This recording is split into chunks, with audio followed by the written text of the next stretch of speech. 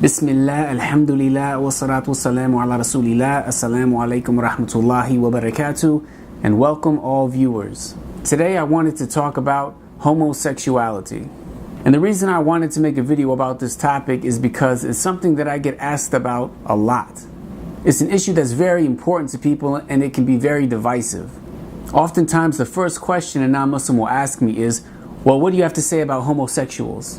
What's your opinion?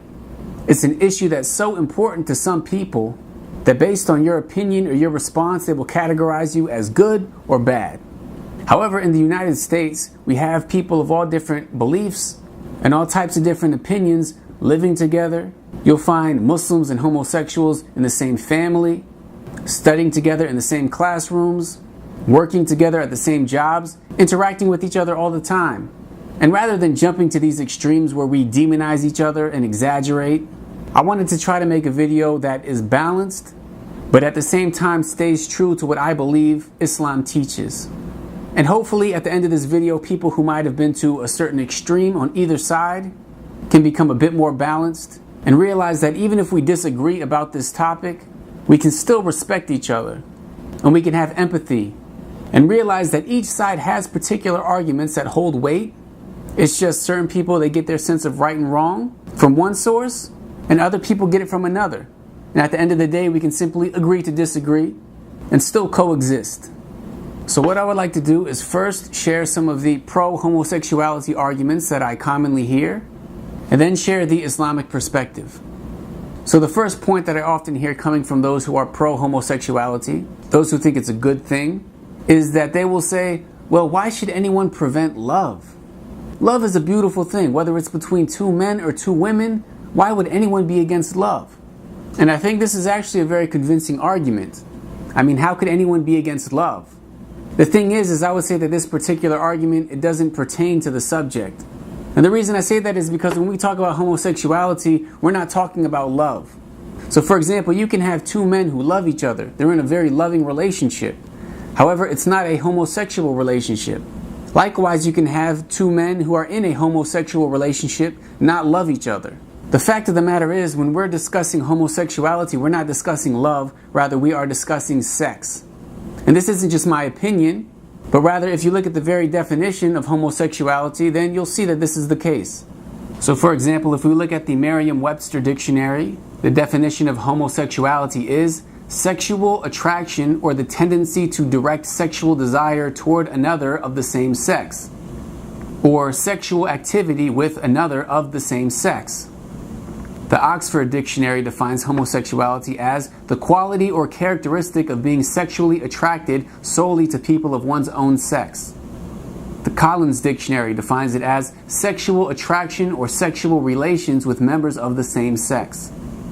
Dictionary.com says sexual desire or behavior directed toward a person or persons of one's own sex. And the Cambridge Dictionary defines homosexual as a person who is sexually attracted to people of the same sex and not to people of the opposite sex. So here we just looked at 5 different sources defining homosexuality, and we didn't see love mentioned a single time. It all has to do with sexual relations. And when it comes to sexual relations from an Islamic perspective, there are certain rules and regulations that one is expected to follow. So at the end of the day, Muslims believe that if somebody wants to fulfill their sexual desires, then it is upon a man and a woman to get married. And that is just simply what we believe. Perhaps you don't believe that, and we can agree to disagree. Furthermore, I think that the next point we should discuss when it comes to people arguing for homosexuality is people will say that, this is a natural inclination that certain people have. Perhaps someone is born and they just naturally are sexually attracted to the same sex. So if that's how somebody feels, if that just feels natural to them, then why would anyone believe that there's something wrong with that? And I can see why this would be considered a very strong argument on their behalf. However, from an Islamic perspective, we believe something that is fundamental to the life of this world is controlling one's desires. That this life is a test. People are tested in different ways. And it's not only upon homosexuals to try to live in accordance with God's law when it comes to controlling their desires, but it's something that heterosexuals also deal with. It's something that all people deal with. And sometimes someone's natural inclination can be to something that we all can agree is bad. Some people might have a natural inclination to lie or cheat or steal or hurt somebody. So just saying that something being a natural inclination makes it okay is something that we can all agree isn't necessarily true.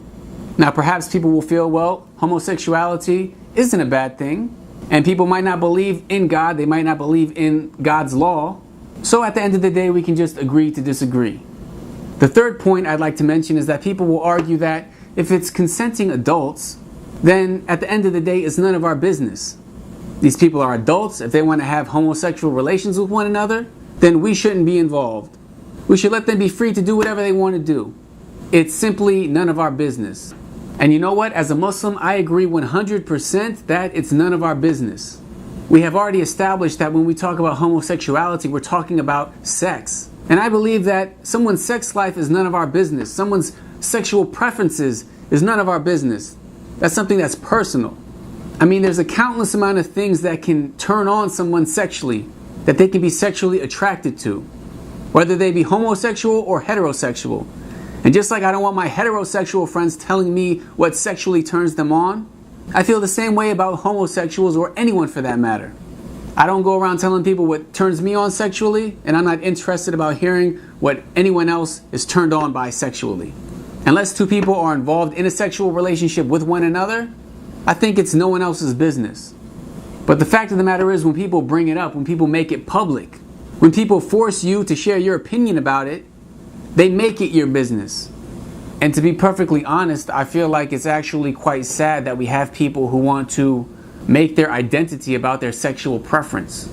You know, we can clearly see that if there's a heterosexual, if he made that sexual preference the foundation of his identity, we would see that as very tasteless. And when I think of homosexuals that I've known over the years, I've had classmates who are homosexual, family members, teachers. I think it's a travesty to look at them and to think, oh, they're homosexuals. Because there are things that are way more important about these people, way more significant, that should define their character, not their sexual preference. Some of them are incredible artists. They're smart, funny, caring. To sort of put those characteristics to the side and put their sexuality first, I feel is a great injustice. So with all that said, I would agree that it's none of our business, and people should sort of keep their sexual preferences private in general.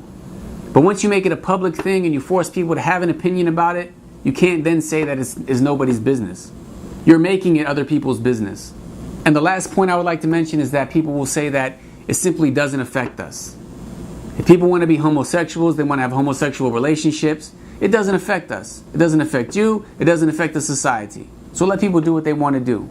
And I think this sort of relates to the previous point mentioned in that it's none of our business. I would agree. If people kept it private, if people kept it to themselves, I don't think it would affect the society. I don't think it would affect me. I don't think it would affect anybody.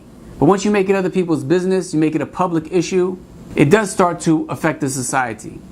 People who might feel they have a religious obligation to not be involved in homosexuality find themselves being forced to support it. This affects people. Also, once it's brought into the public sphere, we can see that now, like even in elementary schools, people are teaching homosexuality. Now you have children's books, you have cartoons, where homosexuality is being put on display. Children are being taught that it's okay. And one thing that religious people do is they put their trust in God's judgment. Why? Because God is all-knowing.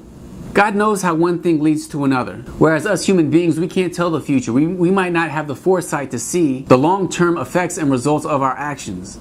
So for example, this open and public advocacy for homosexuality has led to a whole new movement, which is the transgender identity movement.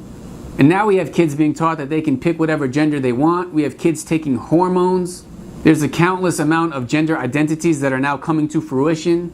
And in some places, there's even legislation where people are being forced to refer to certain people by whatever gender they identify with. We've had debates about what bathrooms certain people should use. And 10, 20, 30 years ago, people could have never imagined that we would be having these discussions.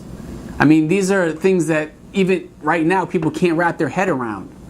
And without getting into transgender identity and the specifics of it, because that's a whole nother topic for another video, the point is that one thing leads to another. And this sort of thing, it 100% affects the society. To say that it doesn't have an effect on people is 100% false. It's not true. These things do have an effect on people. It does have an effect on the society. It has an effect on what children are being taught in school, what they see on TV, what children's books are being published. It affects how people perceive religion and religious people. And there's even the issue of legislation where people are being forced to be involved, so on and so forth. So to say that it doesn't affect us is simply not true. Now again, at the end of the day, we can all agree to disagree. And the point of this video wasn't to try to convince you to change your mind. The point was for us to understand each other, to have empathy for one another, whereas I can understand your arguments and your point of view, and hopefully you can understand mine, and you can understand where Muslims are coming from, as well as other religious people and even non-religious people. Because right now there's too much demonization, there's too much exaggeration when it comes to people with opposing views. People are losing the ability to just simply disagree with one another. We might disagree about things, but we should be balanced and we should be realistic about what those disagreements really are and where they come from. The foundation of American values is that people are free to believe what they want to believe. That does it for this video. Please let me know what you think in the comments. Jazakumullahu khairan, and thank you for watching. Assalamu alaikum wa rahmatullahi wa barakatuh.